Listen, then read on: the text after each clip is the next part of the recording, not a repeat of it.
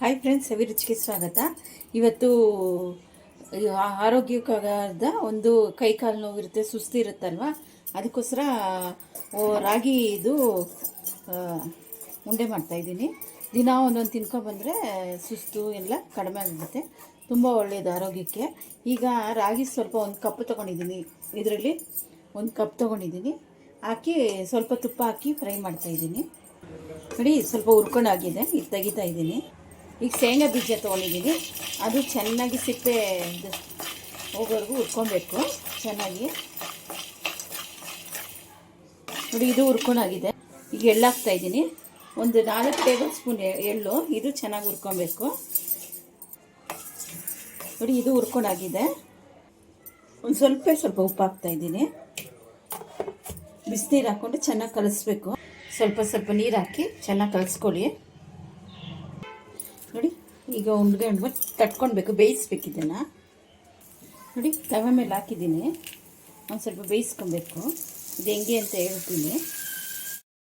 ಇದನ್ನು ತಣ್ಣಗಾದ್ಮೇಲೆ ಮಿಕ್ಸಿಲಿ ಹಾಕಿ ರುಬ್ಕೊಬೇಕು. ನೋಡಿ, ಮಿಕ್ಸಿಲಿ ಹಾಕಿ ರುಬ್ಕೊಬೇಕು.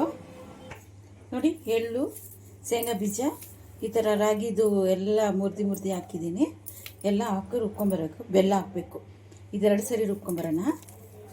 ಇಷ್ಟು ಹಾಕಿ ಒಂದು ಎರಡು ಏಲಕ್ಕಿ. ನೋಡಿ, 2 ಏಲಕ್ಕಿ ಹಾಕೊಂಡು ಚೆನ್ನಾಗಿ ನುಣ್ಣಗೆ ರುಬ್ಕೊಂಬರ್ಬೇಕು.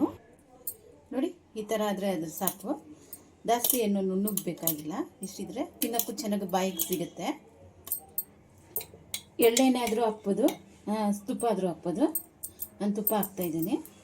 ಹಾಕಿ ಚೆನ್ನಾಗಿ ಕಲಸಿ ದಿನ ಒಂದು ತಿನ್ಕೊಂಬನ್ನಿ. ಸುಸ್ತು, ಆಯಾಸ ಎಲ್ಲನೂ ಕಡಿಮೆ ಆಗುತ್ತೆ. ಈ ಥರ ಆರೋಗ್ಯದ ಎಲ್ಲಾದರೂ ಏನಾದರೂ ಮಾಡ್ಕೊಂಡು ತಿನ್ನಬೇಕಂದ್ರೆ ಒಳ್ಳೆಯದು. ನೋಡಿ, ಈ ಥರ ಉಂಡೆ ಕಟ್ಕೊಳ್ಳಿ.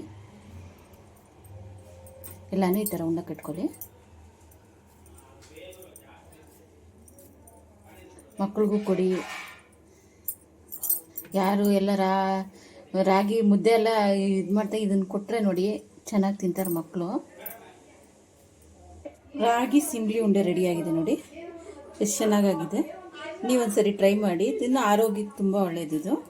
ಲೈಕ್ ಮಾಡಿ, ಶೇರ್ ಮಾಡಿ, ಸಬ್ಸ್ಕ್ರೈಬ್ ಮಾಡಿ.